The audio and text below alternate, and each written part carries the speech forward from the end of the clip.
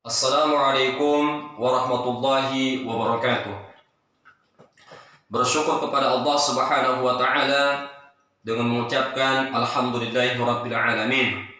Bersalat ke baginda Rasulullah sallallahu alaihi wasallam dengan mengucapkan Allahumma shalli ala sayyidina Muhammad wa ala alihi sayyidina Muhammad. Hadirin wal hadirat dimanapun Anda berada, tahukah Anda siapakah yang rugi perbuatannya? Di dalam Al-Quran Allah Subhanahu wa Ta'ala menceritakan kepada kita bahwa siapa sih orang-orang yang rugi perbuatannya. Kita mungkin nggak mau ya.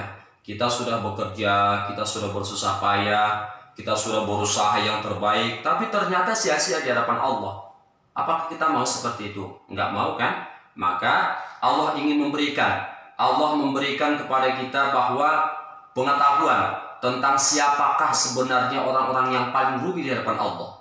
Kalau sudah rugi di hadapan Allah, mau di dunia maupun di akhirat akan rugi, insyaallah.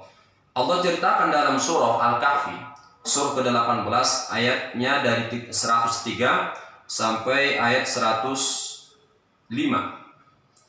A'udzu billahi minasy syaithanir rajim. Bismillahirrahmanirrahim.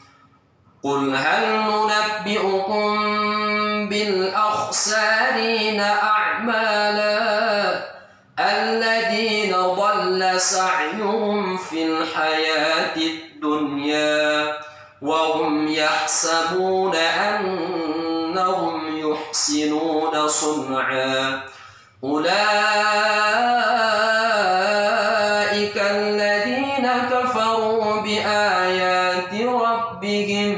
ولقائه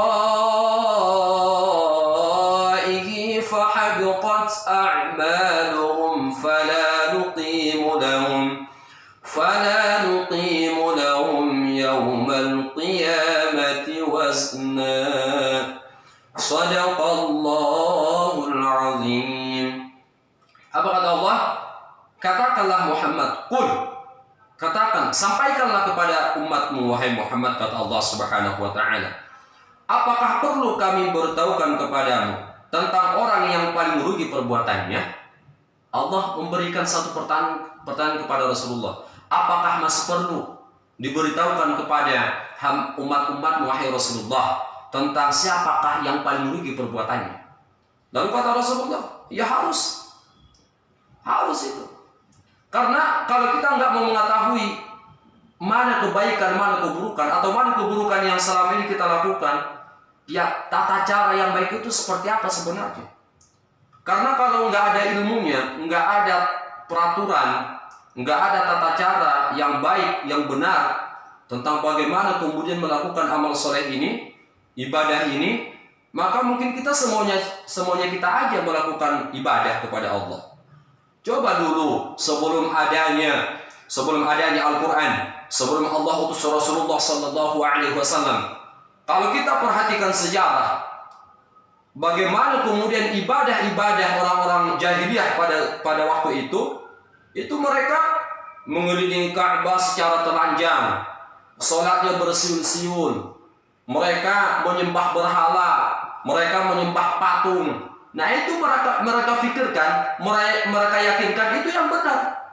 Karena memang dari sejak dari dahulu nenek moyang mereka itu ya memang seperti itu keadaannya. Sehingga mereka melestarikan itu dan itu mereka yakini bahwa inilah amal ibadah yang mereka perbuat. Yang menurut mereka inilah yang dianjurkan oleh Tuhan mereka sendiri. Lalu ternyata kalau kita teliti atau kita kembali kepada Al-Quran, kepada ajaran-ajaran Rasulullah Sallallahu Alaihi Wasallam, semuanya itu sia-sia di depan Allah. Semuanya sia-sia. Apapun yang mereka lakukan itu, baik yang mengelilingi Ka'bah secara telanjang misalkan, terus mereka sholatnya bersiul-siul, mereka menyembah berhala, itu semuanya sia-sia. Lalu siapa lagi?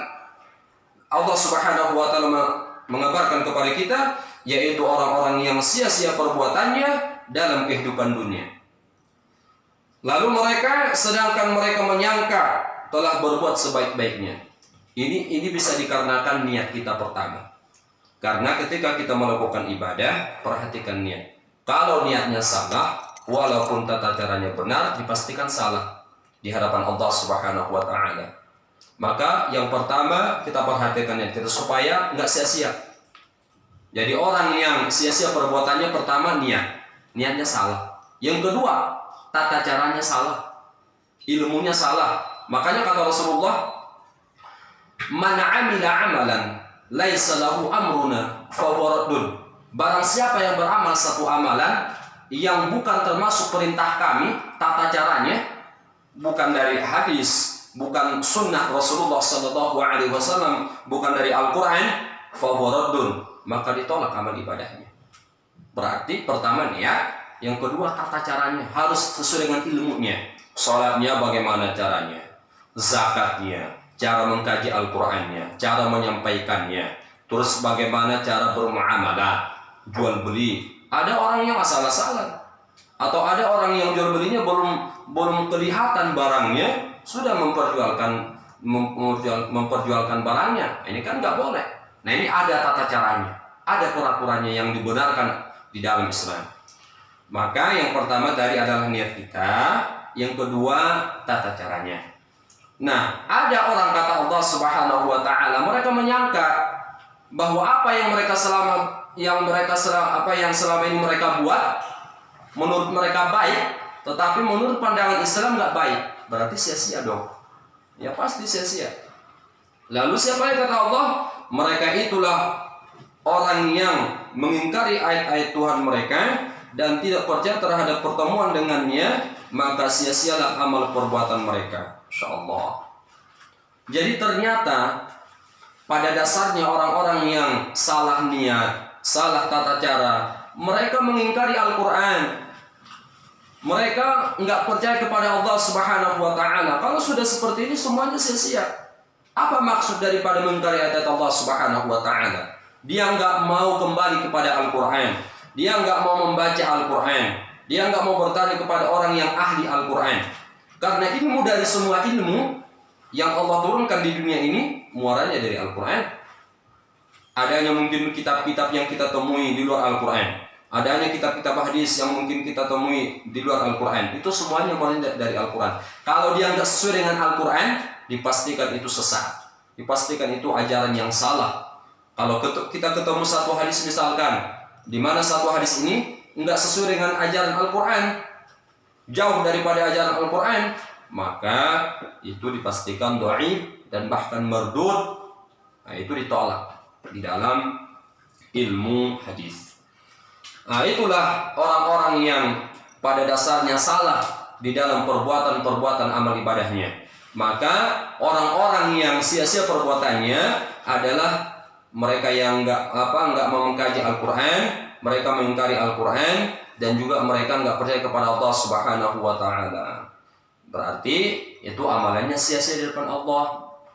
Kita nggak mau kalau misalkan amal kita sia-sia. Kita udah capek tiap malam sholat, kita udah capek tiap malam tahajud, kita udah capek dan bahkan udah berusaha sebelumnya, tapi kita mengeluarkan harta dengan cara riya. Itu semuanya sia-sia di depan Allah. Fawailul lil musallin. Siapakah mereka yang celaka sholatnya? Termasuk yang alladzina hum yura'un, mereka yang riya terhadap sholatnya. Mudah-mudahan dengan sedikit ini menambah keimanan ketakwaan kita kepada Allah Subhanahu wa Ta'ala. Mohon maaf atas segala kesalahan. Assalamualaikum warahmatullahi wabarakatuh.